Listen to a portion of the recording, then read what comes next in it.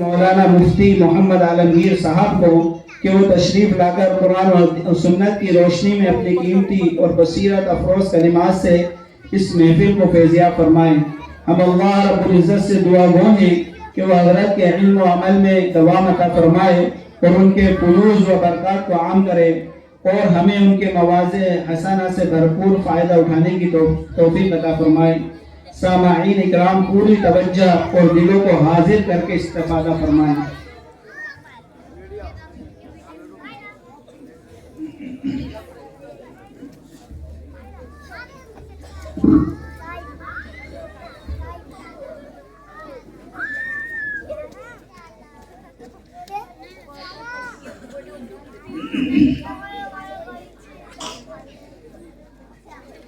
السلام علیکم ورحمۃ اللہ وبرکاتہ۔ زور سے جواب دیجیے ذرا۔ اب لگا کہ زندہ دل لوگ یہاں تشریف فرما ہے اور سبھی لوگ بیدار ہیں، لگ رہا ہے۔ ان الحمد للہ والصلاة والسلام علی رسول اللہ، اما بعد فقد قال الله تعالى في كتابه الكريم أعوذ بالله من الشيطان الرجيم بسم الله الرحمن الرحيم ولن ترضى عنك اليهود ولا النصارى حتى تتبع ملتهم قل إن هدى الله هو الهدى ولئن اتبعت أهواءهم بعد الذي جاءك من العلم ما لك من الله من ولي ولا نصير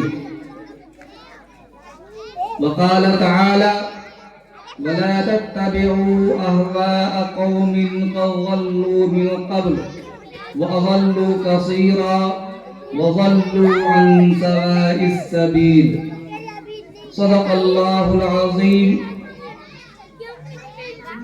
وعن أبي هريرة رضي الله تعالى عنه قال قال رسول الله صلى الله عليه وسلم بادروا بالأعمال فتنا كقطع الليل المظلم يصبح الرجل مؤمنا ويمسي كافرا ويمسي مؤمنا ويصبح كافرا يبيع الرجل دينه بعرض من الدنيا رواه مسلم۔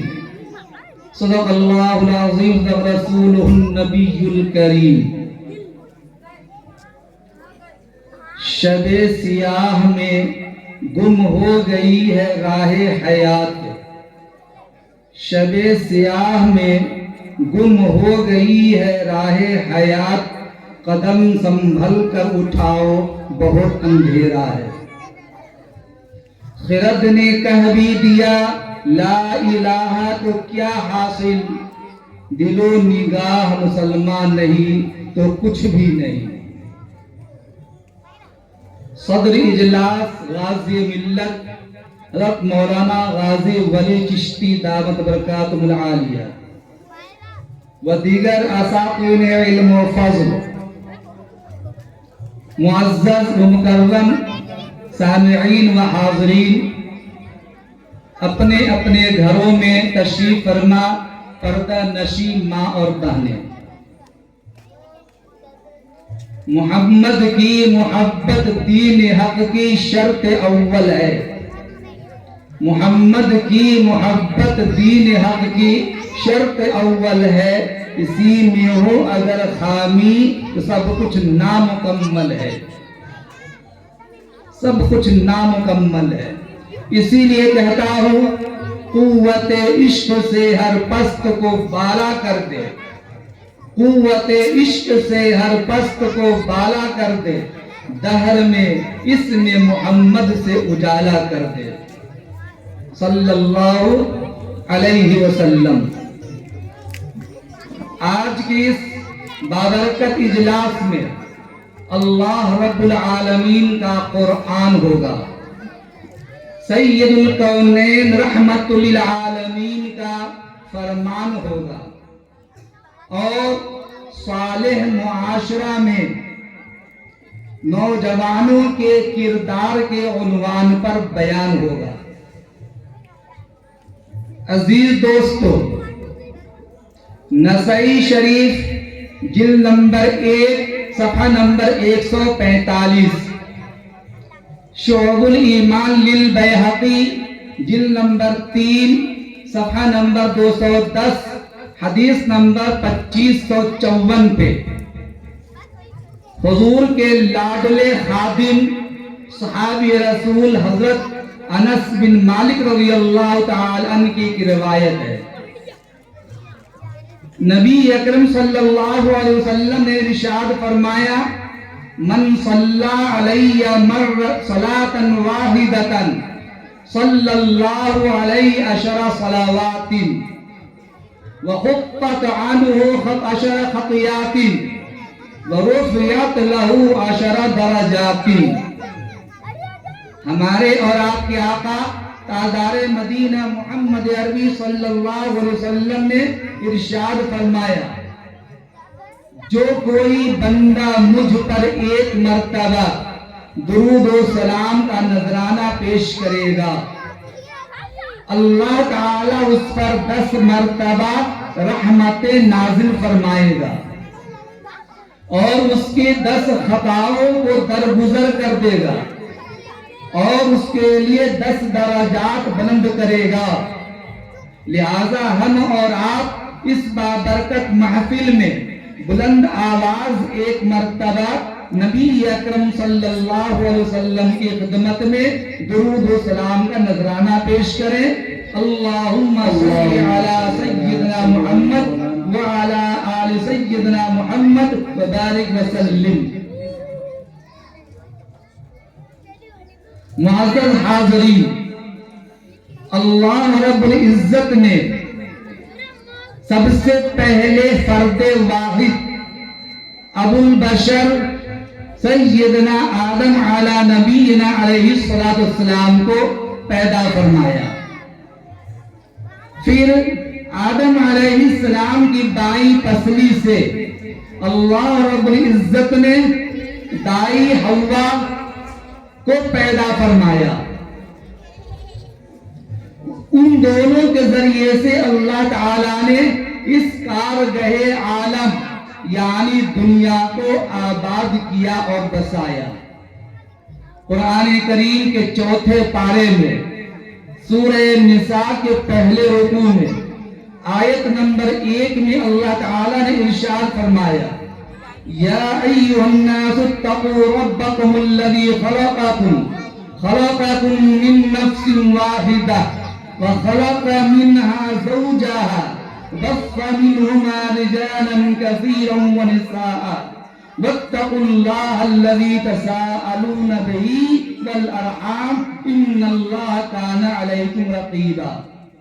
اے لوگو، تم اپنے اس پروردگار سے ڈرو جس نے تم کو ایک نفس سے، ایک جان سے پیدا کیا اور اس سے اس کا جوڑا پیدا کیا، پھر ان دونوں کے ذریعے سے اس روئے زمین پر بے شمار مرد و عورت کو پھیلا دیا، یعنی دنیا کو آباد کر دیا۔ اس آیت کریمہ میں اس دنیا کی آبادی کا تذکرہ ہے۔ اس کے بعد قرآن کریم کے 26ویں پارے میں سورہ حجرات کے دوسرے رکوع میں آیت نمبر 13 میں اللہ رب العزت نے ارشاد فرمایا، یا ایھا الناس انا خلقناکم من ذکر و انثی وجعلناکم شعوبا وقبائل تعارفوا ان اکرمکم عند اللہ اتقاکم۔ اے لوگو، ہم نے تم تمام کو ایک مرد اور ایک عورت سے پیدا کیا ہے اور ہم نے تمہارے مختلف قبائل اور خاندان بنائے ہیں، لیکن یہ خاندان اور قبائل بنانے کا مقصد صرف اور صرف تمہارا آپس میں تعارف کرانا ہے کہ کون کس خاندان کا، کون کس قبیلے کا ہے۔ یہ اللہ کے نزدیک مقبولیت کا معیار نہیں ہے۔ اللہ کے نزدیک مقبولیت کا معیار ان اکرمکم عند اللہ اتقاکم، تم میں سب سے باعزت اور مکرم وہ ہے جو اللہ کے نزدیک سب سے زیادہ ڈرنے والا ہو. ان اکرمکم عند اللہ اتقاکم، تم میں سب سے زیادہ اللہ سے جو ڈرنے والا ہوگا وہی اللہ کے نزدیک سب سے زیادہ مکرم، سب سے زیادہ برگزیدہ ہوگا. اب چونکہ آج کی گفتگو کا عنوان ہے صالح معاشرہ کی تعمیر ہوتی ہے جوانوں سے اور جوانوں کے کردار سے. معاشرہ افراد سے بنتا ہے. افراد فرد کی جمع ہے. جب ہر فرد اپنی اصلاح کی فکر کر لے، اپنی زندگی کو سنوار لے، اپنی زندگی کو جناب محمد رسول اللہ صلی اللہ علیہ وسلم کی شریعت کے مطابق ڈھالنے والا بن جائے، تو یاد کر لیجئے معاشرہ خود بخود درست ہو جاتا، معاشرے کی اصلاح ہو جاتی ہے، کسی اصلاحی جلسے کی کوئی ضرورت نہیں پڑتی ہے. یہ جو معاشرہ اور اصلاح معاشرہ کا اجلاس کیا جاتا ہے، اس کی بنیادی وجہ ہم نوجوانوں کو دینی باتیں بتا کر ان کو بھولا ہوا سبق یاد دلایا جائے. اللہ کی نظر میں سب سے زیادہ محبوب بندہ جوان ہوتا ہے جو جوانی کی حالت میں اللہ تعالیٰ کی سچی پکی عبادت کرتا ہے اور اللہ تعالیٰ کے سامنے روتا اور گڑ گڑاتا ہے. جوانوں کا اللہ کے سامنے رونا اللہ تعالیٰ کو بے انتہا پیار اور بے انتہا پسند ہوتا ہے. آج ہم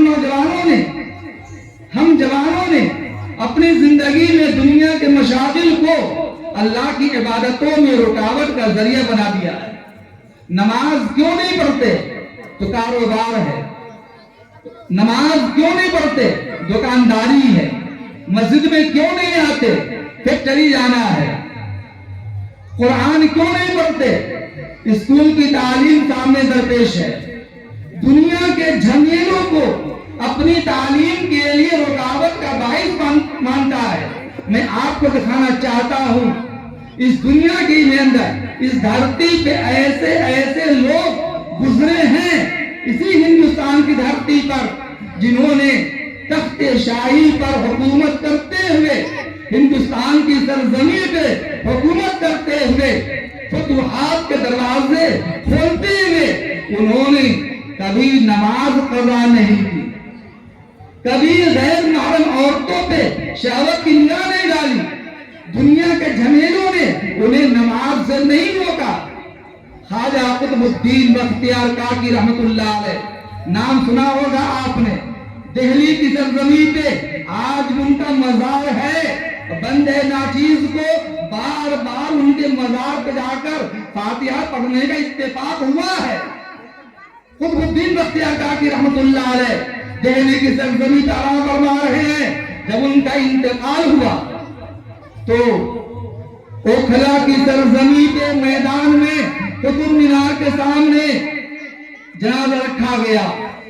مور و ملخ کی طرح ایک نہیں دو نہیں لاکھوں کی تعداد میں نماز جنازہ میں لوگ شریک تھے.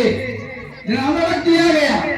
ایک آدمی صف میں سے آتا ہے اور اعلان کرتا ہے کہ قطب الدین بختیار کاکی رحمت اللہ علیہ کی وصیت ہے کہ جس آدمی کے اندر یہ 4 خوبیاں پائی جائیں گی وہی نماز جنازہ پڑھائے گا. غور سے سنیے، قطب الدین بختیار کاکی کا جنازہ ہے، وصیت ہے جس آدمی کے اندر 4 خوبیاں پائی جائیں گی وہی نماز جنازہ پڑھائے گا. اعلان کیا، پہلی خوبی یہ کہ بالغ ہونے کے بعد سے کبھی بھی اس کی اب تک تکبیر اولا فوت نہ ہوئی ہو. یعنی امام جب نماز باجماعت پڑھاتے ہوئے اللہ اکبر کہتا ہے تو اس کے ساتھ مقتدی بھی شریک ہوتا ہے، اسے تکبیر اولا کہتے ہیں. فرمایا بالغ ہونے کے بعد سے لے کر آج کی تاریخ تک کبھی بھی اس کی تکبیر اولا فوت نہ ہوئی ہو. نمبر 2، بالغ ہونے کے بعد سے لے کر آج تک کبھی تہجد کی نماز نہ چھٹی ہو. نمبر 3، عصر سے پہلے کی 4 رکعت سنت اس کی کبھی فوت نہ ہوئی ہو، اور نمبر 4 بالغ ہونے کے بعد سے لے کر آج تک کسی غیر محرم عورت پر شہوت کی نگاہ نہ ڈالی ہو۔ جس آدمی میں 4 خوبیاں ہوں گی وہی نماز جنازہ پڑھائے گا، ورنہ نہیں۔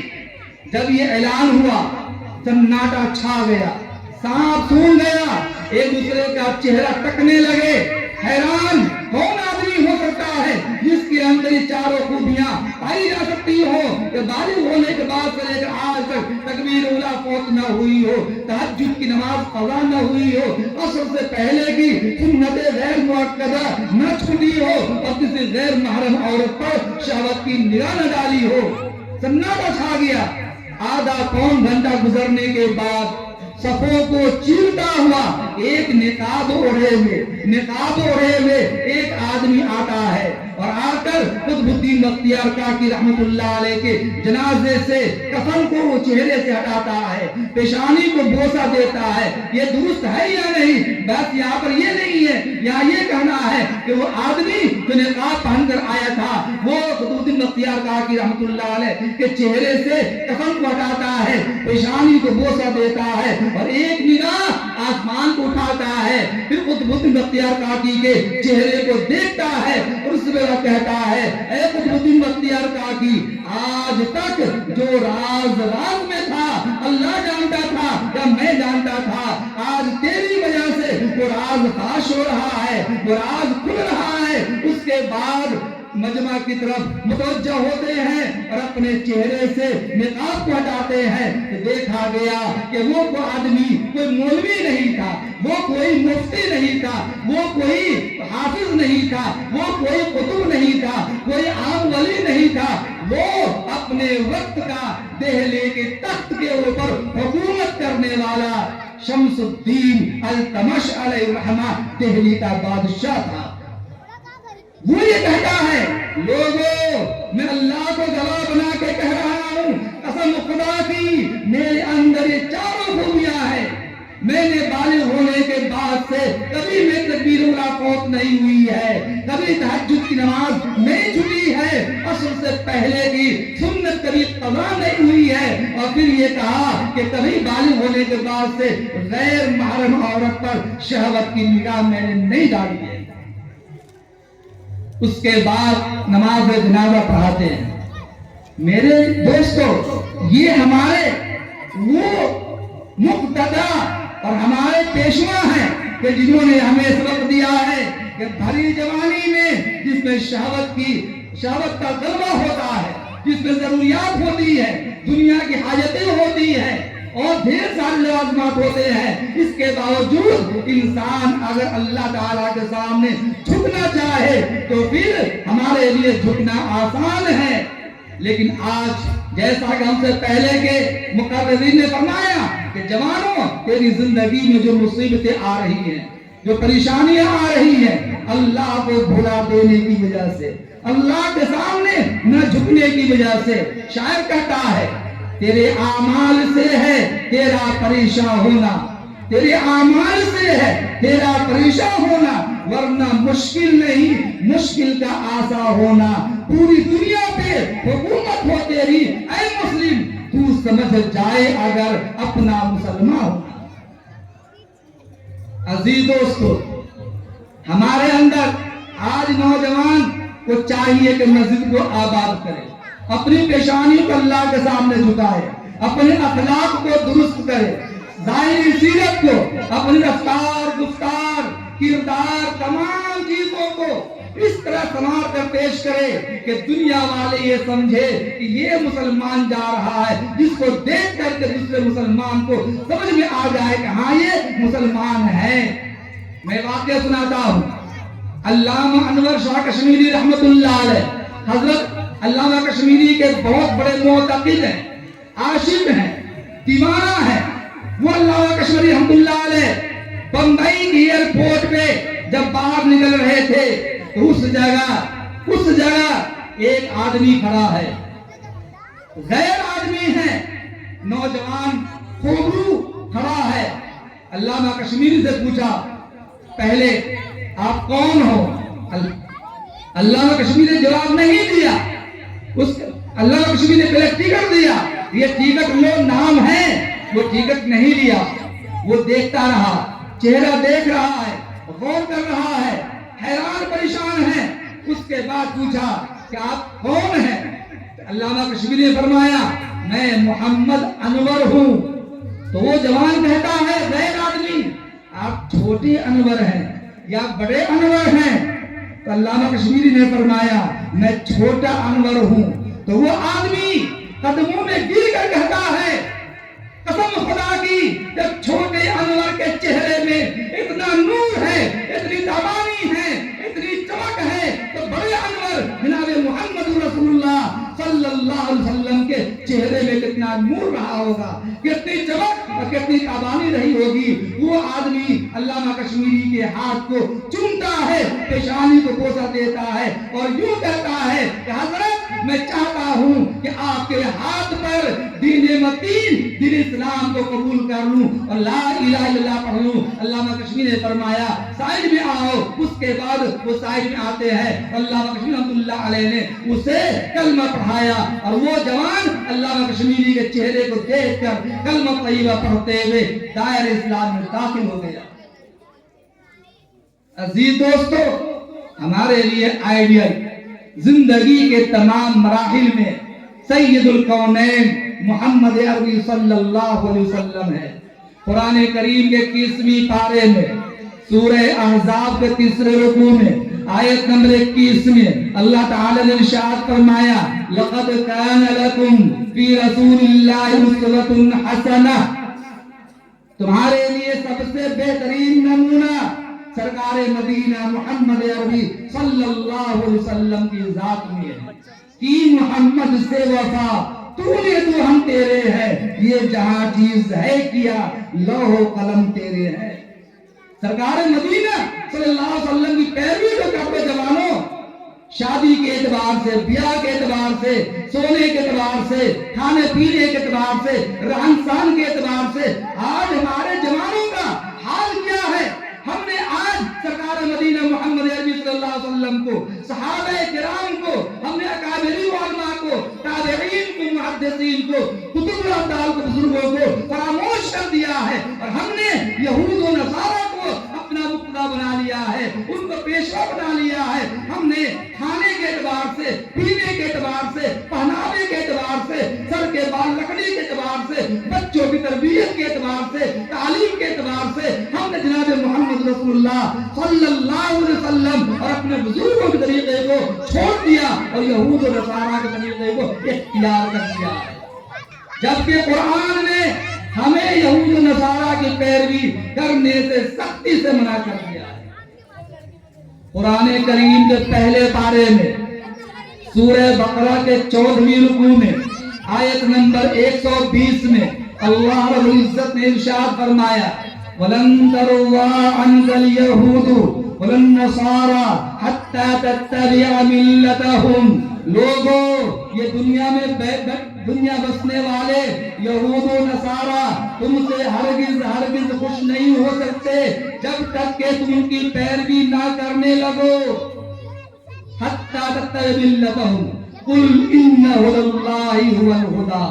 اللہ نے فرمایا اعلان کر دو کہ صحیح راستہ، صحیح مذہب، صحیح دین وہ اللہ کا دین ہے، اللہ کا مذہب ہے، اللہ کی اتاری ہوئی شریعت ہے، نبی اکرم صلی اللہ علیہ وسلم کا لایا ہوا طریقہ ہے، یہ صحیح طریقہ ہے. وَإِنِ اتَّبَعْتَ أَهْوَاءَهُمْ بَعْدَ الَّذِي جَاءَكَ مِنَ الْعِلْمِ. اے لوگو، اگر تم صحیح علم آنے کے بعد تابعہ مدینہ کے دین کو چھوڑ کر، دین محمدی کو چھوڑ کر، دین اسلام کو چھوڑ کر یہود و نصارہ اور غیروں کی پیروی کرتے رہے تو سن لو مَا لَكَ مِنَ اللَّهِ مِن وَلِيٍّ وَلَا نَصِيرٍ. اللہ کے علاوہ کوئی تیرے لیے معاون، کوئی مددگار ہرگز نہیں ہو سکتا. اللہ تعالیٰ نے اور ایک جگہ صاف لفظوں میں اعلان فرما دیا قرآن کریم کے 6 پارے میں सूरह मायदा के 10वीं रुकू में आयत नंबर 77 में अल्लाह ताला ने इरशाद फरमाया वला तत्तबिउ अहवाअ कौमिन अज़ल्लू मिन क़ब्ल व अज़ल्लू कसीरा व ज़ल्लू अन सवाइस सबील। फरमाया तुम उन लोगों की ख्वाहिशात, उन लोगों के तरीके, उन लोगों की हवा की पैरवी न करो जो गुमराह हो चुके हैं। तज़ल्लु मिन क़ब्ल, पहले गुमराह हो चुके हैं। अगर तुमने पैरवी की तो उनका हाल ये है कि वो खुद भी गुमराह है, हजारों लोगों को गुमराह करते हैं और करते रहेंगे। और याद कर लीजिए आज जो कुछ दुनिया में वाही तबाही मची हुई है, वाही तबाही मची हुई है, इसकी बुनियादी वजह सिर्फ और सिर्फ ये है कि हमने जनाब मोहम्मद रसूलुल्लाह सल्लल्लाहु अलैहि वसल्लम के दीन को छोड़ दिया। हमारा मानना है ये उलमाए रब्बानीयीन है, मदारिस इस्लामिया पढ़ाने वाले उलमा, मकातिब दीनिया पढ़ाने वाले उलमा, मसाजिद में इमामत करने वाले उलमा, हुफ्फाज कुर्रा, दीनदार दावत काम करने वाले, दुनिया की ताकतें इनको गुमराह क्यों नहीं करती है, लेकिन हमारा नौजवान बड़ी आसानी से गुमराह हो जा रहा है। आज हमारी नमाज का क्या हाल है? नबी अकरम सल्लल्लाहु अलैहि वसल्लम के सामने हजरत जिब्राइल आए और जिब्राइल ने कहा मल एहसान या रसूलल्लाह, अल्लाह के रसूल एहसान क्या है? तो आपने फरमाया अंतअबुदल्लाह कअन्नका तराह फइन लम तकुन तराह फइन्नहु यराक। ए लोगों, अल्लाह की ऐसी इबादत करो गोया कि तुम अपनी आंखों से अल्लाह का दीदार कर रहे हो। जब बंदा नमाज पढ़ता, ध्यान दीजिए, जब बंदा नमाज पढ़ता है, क़याम करता है, अल्लाह अकबर करके खड़ा हुआ, सामने अल्लाह ताला मौजूद होता है। हमारी आंखें गुनहगार आंखें हैं, अल्लाह का दीदार नहीं कर सकते हैं। कहा गया अल्लाह तुम्हारे सामने मौजूद है। जब बंदा सजदा करने जाता है तो अल्लाह ताला के कदमों में बंदा सजदा करता है। गोया के ध्यान होना चाहिए अल्लाह हमारे सामने मौजूद है और अल्लाह को मैं देख रहा हूँ। लेकिन अगर हमारी इबादत में, हमारी नमाज में इतनी स्पिरिट नहीं है, ताकत नहीं है, कुव्वत नहीं है, हलावत नहीं है, तो कहा गया अगर अल्लाह को नहीं देख सकते तुम तो दिल में ये ख्याल कर लो कि अल्लाह तो तुम्हें जरूर देख रहा है, अल्लाह तुम्हें जरूर देख रहा है। लेकिन हमारे जवानों का हाल क्या है? कभी कभी जवानों के बगल में खड़ा होना पड़ता है, अभी हमारी 2 रकात सुन्नत पूरी नहीं होती, उनकी 4 रकात सुन्नत पूरी हो जाती, मस्जिद से तेज निकल जाते। पूछता हूँ भाई क्या हुआ, बहुत तेजी से निकल गए? तो कहा मैंने 4 रकात पढ़ ली है। मैंने पूछा कैसे? कहा मैंने बहुत तेजी से पढ़ा और कुरान मुझे बहुत तेज याद है। ये लोग कहते हैं। मैं एक लतीफा सुनाता हूँ हमारे जवानों का हाल क्या है। एक मर्तबा 2-4 लड़के नमाज पढ़ने के लिए मस्जिद जा रहे थे। जुमा का दिन था, जुमा की नमाज के लिए जा रहे थे। इत्तेफाक से जमात खड़ी हो गई। मुसलमानों का हाल भी यही है, जुमा का एहतमाम करने के बजाय वो खुतबे का इंतजार करते। बात तो वो है जो जमात खड़ी होने का इंतजार करते हैं, अभी जल्दी भागता हुआ जाता, जैसे तैसे वजू करता, फिर नमाज शरीफ होता है, सांसें फूलती रहती, क्या पढ़ा नहीं पढ़ा कुछ आता पता नहीं होता उसे। अब वो 2-4 लड़के नमाज पढ़ने जा रहे हैं, जमात खड़ी हो गई, क़िरात हो रही है। एक साथी दूसरे साथी से कहता है अरे भाई 1 रकात होने वाली है, अगर वजू में लग गए, अगर वजू करने गए तो तेरी 2 रकात चली जाएगी।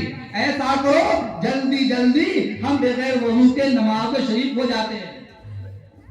अब एक ने कहा दूसरे ने कहा नहीं वजू करना है, फिर उसने कहा नहीं वजू करोगे नमाज छूट जाएगी। दोनों बगैर वजू के भागते हुए जमात में शरीक हो गए। 1 रकात मिली, 1 रकात छूट गई। नमाज के बाद वो दूसरा साथी कहता है हाँ दोस्त, हाँ मेरे यार, तूने सच कहा, अगर वजू करने जाते तो आप 2 रकात भी छूट जाती। समझ में आई कुछ बात आपको? क्या कहा? अगर वजू करने जाते दोनों रकात छूट जाती। मेरे अजीज दोस्तों, हमारे जवानों को ये पता नहीं है कि बगैर वजू के नमाज जायज नहीं है, लेकिन वो ये चक्कर में कि जमात मिल जाए, वजू नहीं किया, बगैर वजू के नमाज पढ़ी और यूं कहता है कि वजू में लग जाते तो आज दोनों रकात छूट जाती। अफसोस। और हमारे जवानों का ये भी हाल है कि जब नमाज के लिए हम खड़े होते हैं तो नमाज में पूरी दुनिया का हम गश्त लगाते हैं, सैर करते हैं, दुकानों का हिसाब लगाते हैं, किससे लेना है, किससे देना है, कहाँ कारोबार करना है। ये हमारी नमाज का हाल है, ये नमाज का हाल है। एक मर्तबा दिल्ली में एक मस्जिद में इमाम साहब ऐशा की नमाज पढ़ा रहे थे। उसी मस्जिद के अंदर बगल में एक शेख साहब रहते थे, जिन शेख साहब की दुकान थी। वो शेख साहब पाबंदी से ऐशा की नमाज उसी मस्जिद में अदा करते थे। इत्तेफाक से ये है, एक रात ऐशा की नमाज पढ़ाते हुए इमाम साहब ने 3 रकात पे सलाम फेर दिया। भूल हो गई, 3 रकात पे सलाम फेर दिया। अब 3 रकात सलाम फेरने के बाद जैसे सलाम फेरा, सारे खामोश, किसी को मालूम नहीं नमाज 3 हुई 4 हुई। वो सेठ आदमी जो इमाम के पीछे बैठा था, उसने कहा, इमाम साहब आज तो 3 रकात ही नमाज हुई है, 1 रकात छूट गई है। लोगों ने कहा, नहीं तुम गलत कहते हो, नमाज पूरी 3 रकात हुई है। वो कहता है 3 रकात, लोगों ने कहा 4 रकात, इमाम ने कहा 4 रकात। वो जिद में आया और कहा, नहीं, मैं कसम खा सकता हूँ नमाज 3 रकात ही हुई है, 4 नहीं हुई है। लोगों ने पूछा, तेरी क्या दलील है कि नमाज 3 रकात हुई है, 4 नहीं हुई है? तो उसने कहा, भाई साहब मेरे पास 4 दुकानें हैं। कितनी हैं? 4 दुकानें हैं। मैं इमाम के पीछे नमाज पढ़ने के लिए रोजाना रात को आता हूँ, पाबंदी से आता हूँ, और मैं 4 रकात पढ़ता हूँ। 4 रकात में मेरी 4 दुकानों का अलग अलग हिसाब मुकम्मल हो जाता है। अभी तो 3 दुकानों का हिसाब ही पूरा हुआ है, 1 दुकान का हिसाब बाकी है। इसका मतलब यह है कि नमाज 3 रकात ही हुई है, 1 रकात अभी बाकी रह गई है। ये है हमारी नमाज का हाल। इस हाल में नतीजा ये है कि हम पर मुसीबत आती है। हमारी नमाज हमें गुनाहों से नहीं रोकती है, जबकि अल्लाह ने फरमाया, इन्नस सलात तन्हा अनिल फहशाई वल मुनकर। बेशक नमाज, इन्नस सलात, बेशक नमाज बेहयाई से, बुरी बातों से रोक देती है। लेकिन हमारी नमाज इस काबिल नहीं है कि बेहयाई से, बुरी बातों से हमें रोक दे।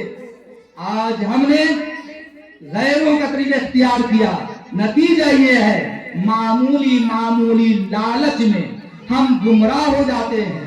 कारोबार, नौजवानों ध्यान देना, आपके पास प्रॉपर्टी है, आपके पास कारोबार है, आपके पास माल दौलत है, पैसा कहां से आता है? आज उम्मत का ये हाल है, पैसा जायज तरीके पे आए, नाजायज तरीके पर आए, सूद का आए, ब्याज का आए, लूट खसूट का आए, करप्शन का आए, जैसे भी आए, कोई परवाह नहीं करता, माल आना चाहिए। इंसानों ने ये सोच रखा है।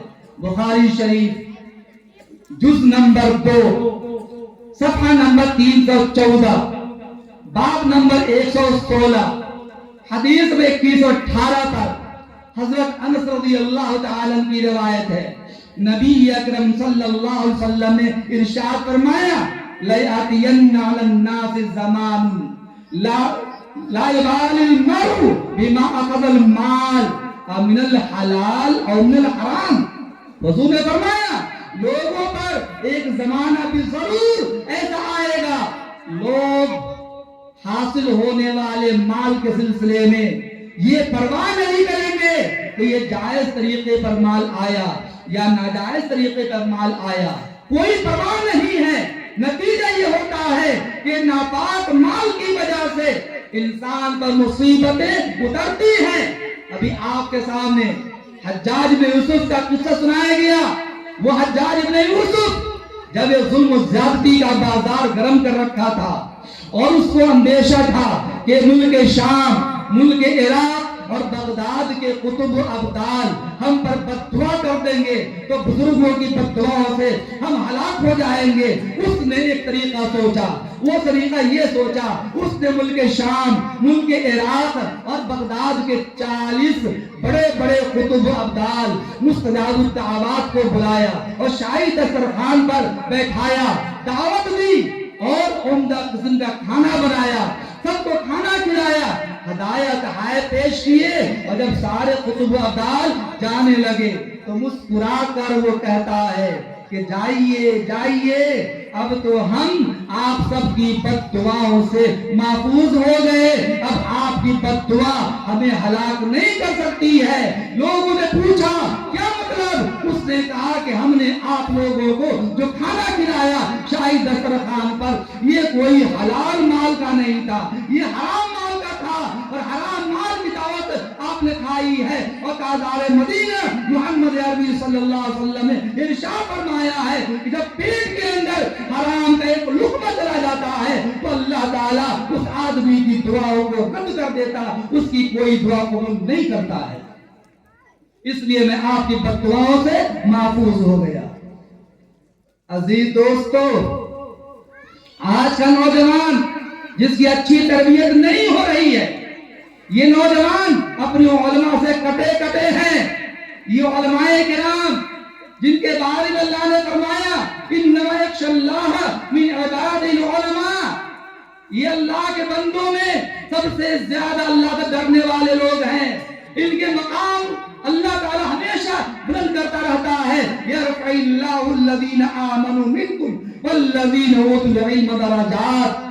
آقا نے فرمایا ان العلماء ورثۃ الانبیاء، یہ علماء انبیاء کے وارث ہے، نائبین رسول ہے، ان کا دیدار کرنا نبی کا دیدار کرنا ہے، ان سے مصافحہ کرنا نبی سے مصافحہ کرنا ہے، ان سے محبت کرنا نبی سے محبت کرنا ہے۔ اور یہ میں نہیں کہتا، علامہ سخاوی رحمۃ اللہ علیہ نے ارشاد الساری کے اندر، اس کے علاوہ کنز المال میں شیخ علی متقی علیہ الرحمہ نے روایت نقل کی ہے، آقا مدنی محمد عربی صلی اللہ علیہ وسلم نے ارشاد فرمایا اکرموا حمد القرآن، ان حاملین قرآن، حاملین قرآن، علماء ربانیین، اہل اللہ، قطب ابدال، نائبین انبیاء کا اکرام کرو، ان سے محبتیں کرو، ان سے مسائل معلوم کرو۔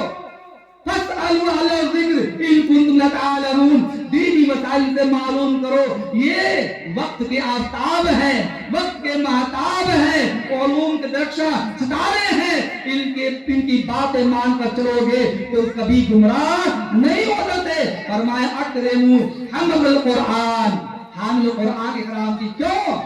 فمن اکرمہم فقد اکرمنی، آقا فرماتے ہیں جس نے ان لوگوں کا اکرام کیا اس نے میرا اکرام کیا۔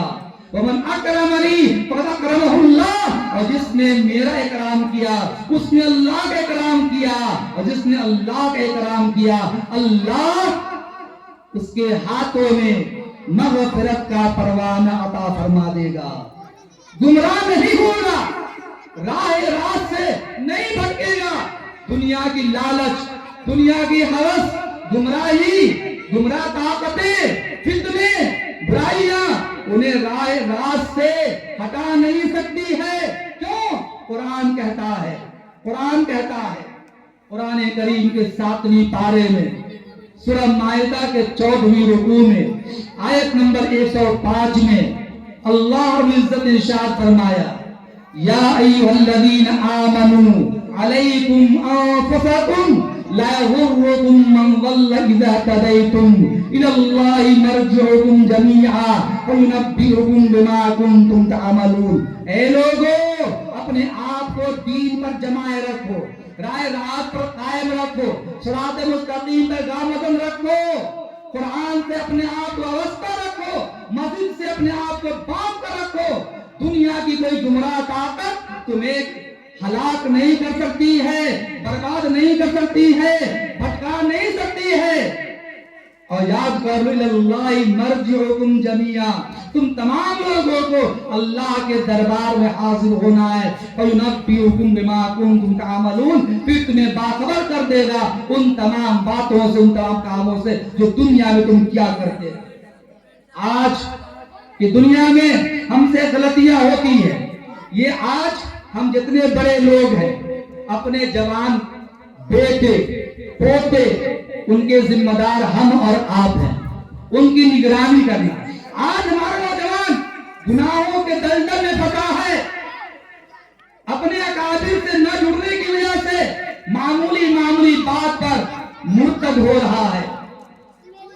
غیر لڑکیوں کے چکر میں وہ دین اسلام کو چھوڑ کر غیر مذہب اختیار کر رہا ہے.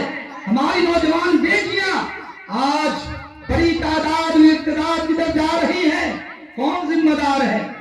باپ نے بڑے بڑے موبائل آن لائن تعلیم کے نام پر بیٹیوں کو دیا ہے، بیٹوں کو دیا ہے، لیکن کوئی باپ بیٹی کی گائیڈ نہیں کرتا، نہ بیٹے کی گائیڈ کرتا ہے. کیا پڑھایا جاتا؟ ہمارے نوجوان بچوں کالج کے اندر، ہمارا بچہ گھر سے نکلتا ہے، ہماری بیٹی ہماری بہنیں گھر سے نکلتی ہے، گھر سے باہر کہاں جاتی ہے؟ پارکوں میں جاتی ہے، گارڈن میں جاتی ہے، نہر کنارے جاتی ہے، کہاں جاتی ہے؟ کوئی باپ کو فکر نہیں ہے. آخرکار جب کوئی بیٹی غیر کے ہاتھ میں ہاتھ ڈال کر باپ کو لبیک، باپ کو الوداع کہہ دیتی ہے، باپ کو چھوڑ دیتی ہے، تو باپ اس وقت گرم آنسو بہا کر روتا ہے. یہ رونا کوئی فائدہ نہیں دیتا، کیونکہ پیروں تلے زمین کھسک چکی ہے. مولانا قمر الدین صاحب سنایا بچوں تعلیم کے بارے میں ایک واقعہ سناتا ہوں. ہمارے مہو کے اندر ایک جماعت کا ساتھی ذمہ دار، مرکز مہو کا ذمہ دار، اس کا بیٹا کانوینٹ میں پڑھنے کے لیے جاتا تھا. دوسری تیسری کلاس بچہ، چھوٹا بچہ، ایک روز جمعہ کے دن عصر کی نماز کے بعد اپنے بیٹے کو لے کر وہ شہر سے گزر رہا تھا. ایک مندر کے پاس سے گزرا اور مندر کے پاس گزرتے ہوئے باپ آگے تھا، بیٹا پیچھے پیچھے. بیٹا مندر کے پاس کھڑا ہو گیا اور مندر کے ساتھ یوں ہاتھ جوڑ کر پرارتھنا کرنے لگا. میرے عزیز دوستو، باپ پیچھے پلٹ کر دیکھتا ہے تو دیکھا کہ بیٹا مندر کے گیٹ پہ کھڑے ہو کر مورتی کے سامنے پرارتھنا کر رہا ہے. باپ آیا، بیٹے نے کوئی کچھ بھی نہیں کہا، آگے لے گیا اور بہت پیار سے اسے پوچھا کہ بیٹے تم کیا کر رہے تھے وہاں؟ تو کہا ابو کیا کر رہا؟ ابو میں وہاں مندر کے گیٹ پہ کھڑے ہو کر بدھ جو بھگوان ہے میں پرارتھنا کر رہا تھا، اس سے کامیابی کی بھیک مانگ رہا تھا. کہا توبہ توبہ توبہ، بیٹے اپنا معبود اللہ ہے. لوگوں سنو سنو سنو، عقیدہ جان لو، خود بھی عقیدہ مضبوط رکھو، اپنے اولاد کو بھی بتاؤ ہمارا معبود فقط ایک اللہ ہے، اللہ کے علاوہ کوئی معبود نہیں ہے. وہی موت کا مالک ہے، وہی حیات کا مالک ہے، وہی رزاق ہے، وہی قادر مطلق ہے.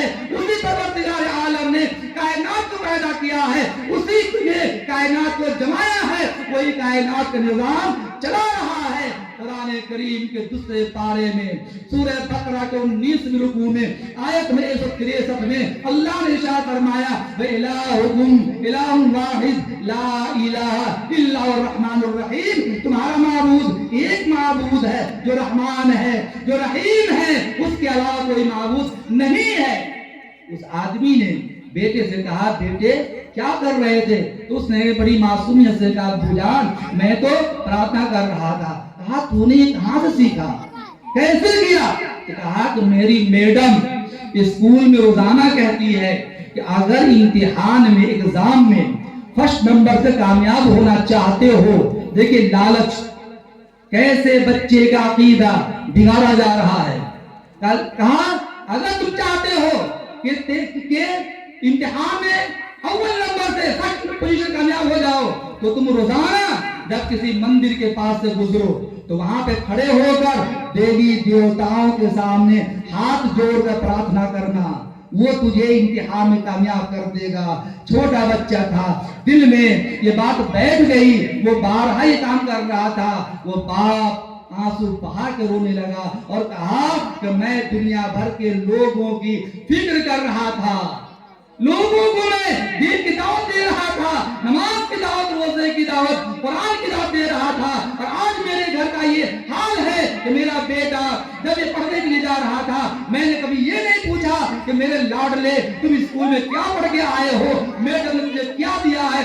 آج کا حال یہ ہے کہ ہمارا ہر جوان آدمی اپنے بیٹے کو اسکول جا کر چھوڑتا ہے، لے کر آتا ہے، گھر میں آنے کے بعد سیریل کے سامنے بیٹھا دیتا ہے، بیٹا سیریل دیکھتا ہے، کھانا کھاتا رہتا ہے، اسے یہ پتا نہیں ہے کہ اللہ کا نام لے کے کھانا کھانا چاہیے۔ ماں باپ بھی سیریل دیکھنے میں لگے رہتے ہیں۔ اب بتائیے ایسے بچوں کے ذہن و دماغ میں یہ زہر نہیں گھولا جائے گا تو کیا گھولا جائے گا؟ یہی بڑا ہو کر دین کو بدنام کرنے والا بن جاتا ہے۔ یہ چھوٹی بچیاں جو مکتب کی بچیاں ہیں، ان کے سروں پر دوپٹہ ہے، ان کو استاد نے بتایا ہے کہ تمہارے نبی محمد نبی صلی اللہ علیہ وسلم نے بیٹیوں کو دوپٹہ پہنایا ہے، سر پہ دوپٹہ اٹھایا ہے۔ آج ہم اہل اسلام، ہم مسلمان عورتوں کو مقام دیتے ہیں، لیکن آج میڈیا والے اور غیر لوگ عورتوں کو یہ کہا کر کہ تمہیں آزاد ہونا چاہیے، دوپٹہ دے کر کے، حجاب دے کر کے یہ قید و بند میں رکھا گیا ہے، یہ تمہارے لیے ناانصافی ہے۔ نہیں نہیں نہیں، یہ بیٹیاں ہیں، ان کے سروں پہ تاجدار مدینہ محمد عربی صلی اللہ علیہ وسلم نے دوپٹہ اٹھایا ہے، اپنی بیٹی کو بھی اٹھایا ہے، غیر کی بیٹی کو بھی اٹھایا ہے۔ فتح مکہ کا موقع ہے، سارے لوگ اپنے اندر بیٹھے ہوئے ہیں، آپ صلی اللہ علیہ وسلم صحن کعبہ میں بیٹھے ہوئے ہیں، اسی درمیان دیکھتے ہیں دور سے چند لڑکیاں آ رہی ہیں جن کے سروں پہ دوپٹہ نہیں ہے، دوپٹہ نہیں ہے۔ ان میں حاتم طائی کی بیٹی بھی ہے، بڑے سخی انسان کی بیٹی بھی ہے، وہ آ رہی ہے۔ نبی اکرم صلی اللہ علیہ وسلم کی نگاہ پڑی حاتم طائی کی بیٹی کے سر پہ، دیکھا دوپٹہ نہیں ہے۔ حضرت بلال بیٹھے تھے، حضرت بلال سے کہا اے بلال یہ لو رومال، دوڑ کر جا بچی کا پردہ سنبھال۔ بلال کہتے ہیں یا رسول اللہ یہ تو کالی کملی آپ کی ہے، یہ وہ چادر ہے جسے چھوڑ کر کے آپ نماز پڑھاتے ہیں، جس کے ہر دھاگے پر عفت کی مہر لگی ہوئی ہے، جس کے اڑنے کی حالت میں قرآن اترتا ہے، اللہ کی سلامی آپ پڑھاتی ہے، نبوت کا پیغام سناتے ہیں، یہ چادر ایک غیر کی بیٹی کے سر پہ ڈال دے، یہ کیسے ممکن ہے؟ جناب محمد رسول اللہ صلی اللہ علیہ وسلم فرمایا اے بلال بیٹی بہرحال بیٹی ہوتی ہے، میری ماں بہنیں اگر گھر میں سن رہی ہے کہ سن لے پیغام کو، فرمایا بیٹی بہرحال بیٹی ہوتی ہے، اپنی بیٹی ہو یا غیر کی بیٹی ہو، اس طریقہ سے میں اپنی بیٹی فاطمہ کے سر کو بغیر دوپٹہ دیکھنا گوارا نہیں کر سکتا، اسی طریقہ سے میں کسی غیر کی بیٹی کا بھی ننگا سر دیکھنا گوارا نہیں کر سکتا۔ یہ کہہ کر کے آپ نے بلال کو وہ چادر دی، کالی کملی رومال دیا اور کہا جاؤ۔ بلال گئے، اسے دوپٹہ سر پہ ڈالا، وہ آئی آپ کے قدموں میں بیٹھ گئی اور کہنے لگی یا رسول اللہ آپ نے سر پہ دوپٹہ ڈالا ہے۔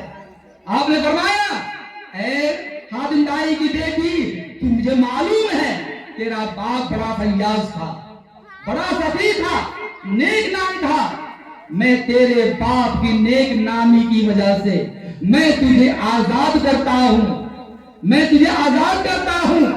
جب اس لڑکی نے سنا کہ آپ آزاد کر رہے تو فرمایا یا رسول اللہ میں تنہا آزادی قبول نہیں کروں گی، یہ میرے ساتھ لڑکیاں آئی ہیں، ان کو بھی غلامی سے آزادی دے دیجئے۔ تو آپ نے فرمایا کہ تیرے باپ کی نیک نامی کی وجہ سے تجھے اور تیرے اس حسن عمل کی وجہ سے ان تمام لڑکیوں کو میں آزاد کرتا ہوں۔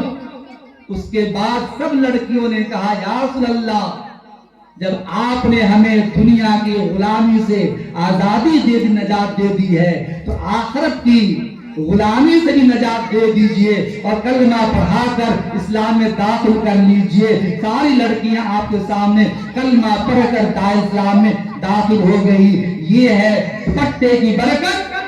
آج غیروں نے، دنیا والوں نے عورتوں کی عزت इज्जत को नीलाम करने वाले लोगों ने माचिस के डब्बे पर भी, जो 1 रुपए 2 रुपए डब्बा बिकता है, जब तक उस पर नंगी तस्वीर नहीं छपी होती है, एक माचिस का डब्बा कोई लेने को तैयार नहीं होता। हम मुसलमानों ने, हम इस्लाम के मानने वालों ने औरतों को इज्जत दी है, इज्जत का लिबास बनाया है। आकाए मदनी मोहम्मद अरबी सल्लल्लाहु अलैहि वसल्लम ने माँ बहनों को मकाम दिया है, और इतना बड़ा मकाम दिया है कि आपने फरमाया जिस घर में बेटी पैदा होती है उस घर में रहमत के फरिश्ते सलाम भेजते हैं। जवानों सुन लो, आज लोग कहते हैं हजरत के पास भी, हमारे पास भी, हजरत शादी हो गई, दुआ कीजिए अल्लाह ने बेटा दे। अरे अल्लाह के बंदे, अगर अल्लाह ने कुछ भी ना दे फिर क्या करोगे? मालूम ये हुआ कि बेटा भी अल्लाह की नेमत है, बेटी अल्लाह की नेमत है। ये कहा जा रहा है कि बेटी जिसके घर में सबसे पहले पैदा होती है, रहमत के फरिश्ते सलामी पेश करते हैं। ताज़ारे मदीना मोहम्मद अरबी सल्लल्लाहु अलैहि वसल्लम को अल्लाह ने 4 बेटियां दी थी। ज़ैनब रज़ियल्लाहु ताला अन्हा, उम्मे कुलसूम रज़ियल्लाहु ताला अन्हा, रुक़य्या रज़ियल्लाहु ताला अन्हा, फातिमा रज़ियल्लाहु ताला अन्हा। ये फातिमा रज़ियल्लाहु ताला अन्हा जब आपके पास आती थी, आप पर्दे मुसर्रत में खड़े हो जाते थे और उस आगे जाकर सीने से लगा लेते थे, फिर लाते काली कमली उतार कर सर से बिछा दिया करते थे, प्यार से बैठाते थे और कहते ये मेरी बेटी फातिमा है जो जन्नत की सरदार है, जन्नती औरतों की सरदार है, जन्नत की शहजादी है। पेशानी को बोसा दिया करते थे। आप हैं जो बेटियों को बोसा देते हैं? पेशानी को बोसा देकर कहिए बेटी तेरा क्या हाल है। आका ने फरमाया औरतों की जिंदगी के 4 लम्हे होते हैं। औरत कभी बेटी होती है, औरत कभी बहन होती है, औरत कभी बीवी होती है, औरत कभी माँ होती है। जब औरत बेटी होती है उसके हाथ में इस्मत का कंगन होता है। जब ये औरत बहन होती है इसके सर पर पाकदानी का दुपट्टा होता है। जब यही औरत बीवी होती है इसके सीने में शौहर के लिए वफा की मौजें होती है। जब यही औरत माँ बन जाती है इसके कदमों तले जन्नत होती है। आका ने फरमाया इन्नल जन्नत तहत अक़दाम उम्महातिकुम, जन्नत तेरी माओ के कदमों तले है। आका ने ये फरमाया ए लोगों, हज करने वाले, उम्रा करने वाले लाखों रुपए खर्च करके हमारे नौजवान हज करने के लिए जाते हैं। आपका हज कबूल हुआ या नहीं हुआ कोई गारंटी नहीं है, लेकिन आका ने फरमाया अगर कोई आदमी अपने माँ बाप के चेहरे को मोहब्बत भरी निगाह से देखे, अल्लाह ताला उसे हज मकबूल का सवाब फरमाएगा। सहाबी ने कहा अल्लाह अगर कोई आज 2 मरतबा देखे, फरमाया 2 मरतबा 2 हज का सवाब, 3 4 रिवायत में आता है कि सहाबी कहते हैं कि अगर यूं कहा जाता या अल्लाह अगर कोई आदमी दिन भर में 100 मरतबा अपने माँ बाप के चेहरे को मोहब्बत भरी निगाह देखे तो आका फरमा देते कि हाँ उसे 100 हज मकबूल का सवाब हासिल होगा। मैं फार्मूला दे दूं लोगों, अगर आपकी कोई दुआ कबूल नहीं हो रही है तो आप अपने माँ बाप के चेहरे को मोहब्बत भरी निगाह से देखिए और फिर उनके तुफैल अल्लाह से दुआ मांगिए, इंशाअल्लाह हर हाल में अल्लाह आपकी दुआ कबूल कर लेगा। और आखिर में बात जो वक्त ज्यादा हो रहा है हजरत का सुनना है, इसलिए मैं अब एक अकीदत दौर और कह दूं आपको। आने वाला कल की रात शबे बरत मुबारक रात है, मुबारक रात है, इबादत की रात है, मुनाजात की रात है, अल्लाह से लौ लगाने की रात है, मग़फ़िरत की रात, नुज़ूल रहमत की रात, दस्तावेज वाली रात, जहन्नम से छुटकारे की रात है। याद कर लीजिए, एक वजीफा दे रहा हूं, एक वजीफा कल भी करना, हमेशा करना। हजरत हसन बसरी रहमतुल्लाह अलैह, ये मुअत्तल साहब बैठे हुए हैं, हमारे शागिर्द, बहुत सारे शागिर्द यहाँ माशाअल्लाह सीहोर में सैकड़ों शागिर्द हमारे हैं जो हदीस पढ़ के फारिग हो के यहाँ आ चुके हैं। इन सबको सुना चुका हूँ, आपको सुना रहा हूँ आज। हसन बसरी रहमतुल्लाह अलैह बैठे हुए थे, दरबार लगा हुआ है, मजलिस लगी हुई है, हजारों लोग बैठे हुए हैं। एक जवान आता है, कहता है हजरत कहत पड़ा हुआ है, कहत जवान आता कहता हजरत میں بہت گنہگار ہوں، پاپی ہوں، مجرم ہوں، بہت سارے گناہ کیے ہیں، کوئی وظیفہ بتا دیجئے کہ وظیفہ کر لوں تو زندگی کے سارے گناہ معاف ہو جائے۔ حضرت نے فرمایا استغفر، اللہ کے سامنے توبہ استغفار کرو۔ کیا فرمایا؟ اللہ کے سامنے توبہ استغفار کرو۔ دوسرا جوان اٹھا، حضرت قحط پڑا ہوا ہے، گرمی بہت پڑ رہی ہے، پانی کا نام و نشان نہیں ہے، ندیاں خشک ہو رہی ہیں، دعا کیجئے یا کوئی وظیفہ بتا دیجئے، وظیفہ پڑھوں اللہ پانی برسا دے۔ حضرت نے فرمایا توبہ استغفار کرو۔ دوسرے نے کہا توبہ استغفار کرو۔ تیسرا بندہ کھڑا ہوا، حضرت میں انتہائی درجہ غریب ہوں، فلاش ہوں، بے روزگار ہوں، فقر و فاقہ مبتلا ہوں، وظیفہ بتا دیجئے، جب وظیفہ پڑھوں تو اللہ تعالیٰ غربت کو دور کر دے، مال عطا فرما دے۔ حضرت نے فرمایا توبہ استغفار کرو۔ تیسرے نے کہا توبہ استغفار کرو۔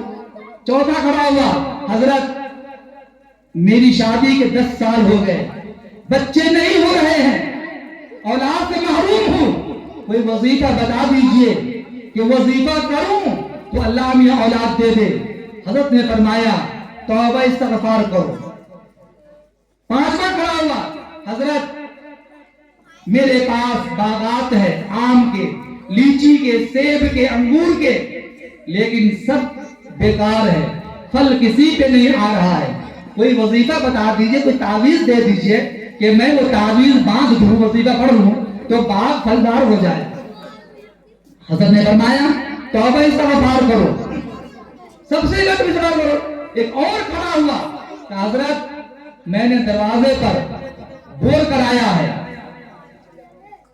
ٹیوبل لگایا ہے، کنواں پھٹا ہے، پانی نہیں ہے، کون سا وظیفہ پڑھوں کہ نل میں پانی آ جائے، ٹیوبل پانی آ جائے؟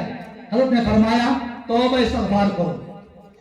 لوگوں نے کہا حضرت ہر مرض کی دوا صلی علی محمد، یہ کیا معاملہ ہے، کیا معاملہ ہے؟ تو حضرت نے فرمایا کہ دیکھو یہ میں نے نہیں کہا، تم نے جتنی بیماریوں کا ذکر کیا سب کا وظیفہ ایک ہی ہے، اور یہ میں نہیں کہتا، اللہ رب العزت نے جناب محمد رسول اللہ صلی اللہ علیہ وسلم پر جو قرآن اتارا ہے اس میں سورہ نوح ہے، سورہ نوح کے اندر اللہ تعالیٰ نے ان تمام بیماریوں کا علاج ایک ہی چیز ذکر کیا ہے، فَقُلْتُ اسْتَغْفِرُوا رَبَّكُمْ إِنَّهُ كَانَ غَفَّارًا يُرْسِلِ السَّمَاءَ عَلَيْكُمْ مِدْرَارًا وَيُمْدِدْكُمْ بِأَمْوَالٍ وَبَنِينَ وَيَجْعَلْ لَكُمْ جَنَّاتٍ وَيَجْعَلْ لَكُمْ أَنْهَارًا۔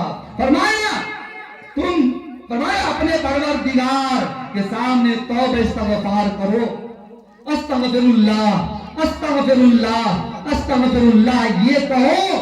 کیوں؟ یورسل کہا انہ کان غفارا، وہ بہت زیادہ گناہوں کو بخشنے والا ہے، توبہ استغفار کرو گے اللہ گناہوں کو معاف کر دے گا۔ پھر فرمایا یورسل السماء علیکم مدرارا، تم پر اللہ تعالیٰ اس توبہ استغفار کی برکت سے موسلادھار پانی آسمان سے برسا دے گا۔ پھر فرمایا وَيُمْدِدْكُمْ بِأَمْوَالٍ وَبَنِينَ، اللہ تعالیٰ توبہ استغفار کی برکت سے مالوں کے ذریعے تیری امداد کرے گا، اولاد عطا فرمائے گا۔ وَيَجْعَلْ لَكُمْ جَنَّاتٍ، فرمایا تیرے باغات کو پھلدار کر دے گا۔ وَيَجْعَلْ لَكُمْ أَنْهَارًا، اور تیری نہروں کو، ٹیوب ویل کو، نلوں کو اللہ کا پانی سے جاری کر دے گا اگر توبہ استغفار کرو گے تو۔ اگلا بھی اسی لیے پیغام دیا گیا ہے میرے جوان ساتھیوں، ہر لمحہ، آخری بات، ہر لمحہ اللہ تعالیٰ سے لو لگائے رکھو خوش گناہی کا، یہ سوچ کر اللہ تعالیٰ غفار ستار ہے، وہ گناہوں کو معاف کر دے گا اور جنت میں ضرور داخل کرے گا۔ اگر آپ نے یہ لو لگائے رکھا، کبھی نماز کام آئے نہ آئے، زکوٰۃ کام آئے نہ آئے، حج کام آئے نہ آئے، لیکن آپ نے اللہ تعالیٰ کی رحمت की रस्सी थाम ली और अल्लाह से लो लगा लिया कि मेरा रब तो मेरे गुनाहों को जरूर माफ करेगा, जन्नत में जरूर दाखिल करेगा, यकीन कामिल है अल्लाह ताला आपके गुनाहों को जरूर माफ कर देगा। हजरत की मौजूदगी में ये आखिरी वाकया यहया इब्न अक्सम रहमतुल्लाह अलैह का, कि यहया इब्न अक्सम रहमतुल्लाह अलैह बड़े वली, कुतुब, मुहद्दिस, फकीह, इमाम वक्त थे, अल्लाह के वली थे, इंतकाल हो गया। अल्लाह के दरबार में पेशी हुई, ख्वाब में किसी ने देखा, पूछा यहया इब्न अक्सम, अल्लाह ने तेरे साथ क्या मामला किया, क्या मामला किया? यहया इब्न अक्सम ने कहा, अल्लाह के दरबार में पेशी हुई, मैंने अपनी सारी इबादतें पेश कर दी, अल्लाह मियां ने सारी इबादतों को नकार दिया, सारी खिदमत को नकार दिया, कहा ये नहीं चाहिए। फिर कहा तेरे पास कोई अमल है कोई अमल? मैं परेशान था कि सारी इबादतें बेकार गई, कौन सा अमल पेश करूं? या कहा ख्याल पैदा हुआ, मैंने कहा जी हाँ अल्लाह मेरे पास एक अमल है। क्या कहा?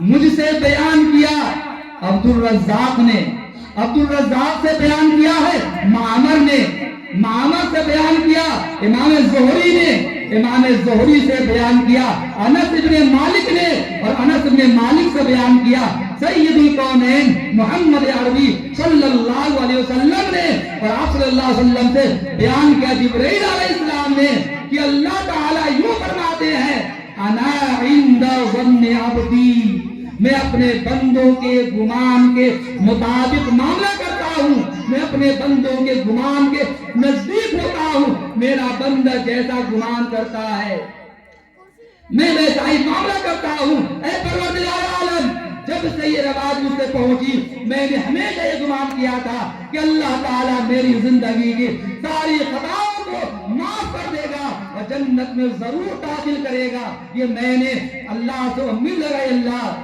अल्लाह ने फरमाया हाँ मेरे बंदे, जिब्राइल ने मेरे वास्ते से नबी अकरम सल्लल्लाहु अलैहि वसल्लम से सच कहा, आप सल्लल्लाहु अलैहि वसल्लम ने अनस इब्न मालिक से सच कहा, अनस इब्न मालिक ने इमाम ज़ुहरी से सच कहा, इमाम ज़ुहरी ने इमाम मामर से सच कहा, मामर ने अब्दुल रज़्ज़ाक सच कहा, और अब्दुल रज़्ज़ाक ने तुझसे सच कहा कि मेरा बंदा मुझसे जैसा मामला कर गुमान रखता है मैं वैसा मामला करता हूँ। मेरी इज्जत और जलाल की कसम, जब तूने मेरे साथ उसने जम रखा कि मेरा रब मेरे गुनाहों को माफ कर देगा, जन्नत दाखिल करेगा, तो सुन लो मेरी इज्जत और जलाल की कसम, तेरी तमाम इबादतों के बावजूद तेरे इस मुख्तस अमल की वजह से तेरे गुनाहों को माफ करता हूँ और मैं तुझे जन्नत में दाखिले का परवाना अता करता हूँ। तो यहया ने फरमाया हाथ देखने वाले से, फिर तो मेरे दाएं बाएं हूरो गुलमान का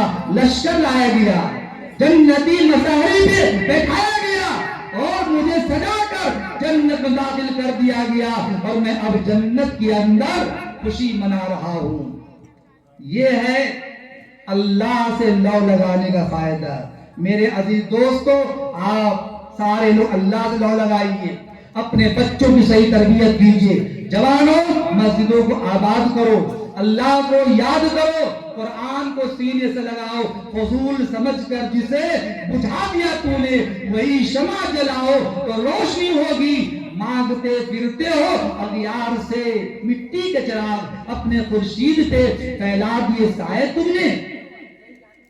अब मैं इतने प्रोग्राम किन लोगों ने सजाया, मजमा यहाँ वहां हर जानिब बैठा हुआ है, दिल की अथाह गहराई से मैं इस कमेटी के तमाम जवानों को मुबारकबादी पेश करता हूँ कि अजीजों, दोस्तों, भाइयों और यहाँ के तमाम सुनने वाले हाज़रीन भाई, आपने जो बैठ प्रोग्राम सजाया है, मैं दिल से दुआ करता हूं इल्म का जिस्क तुम यूं ही बनाए रखना, इल्म का जिस्क तुम यूं ही बनाए रखना, तुम किताबों से सदा घर को सजाए रखना, ये सब किताबें हैं, तुम किताबों से सदा घर को सजाए रखना। जहालत के अंधेरे यूं ही पिघल जाएंगे, तुम शम्मे इल्म अमल यूं ही जलाए रखना। और कमेटी लोग दुआ देता हूं वो अरूज जमाना तुम्हें इतना آسمان تیری نفاتوں پہ ناز کرے، ناز کرتا ہے زمانہ، ناز کو بھی ناز ہے، تم بلندی پر رہو، دل کی یہی آواز ہے۔ وآخر دعوانا الحمدللہ رب العالمین۔ جزاکم اللہ خیرا۔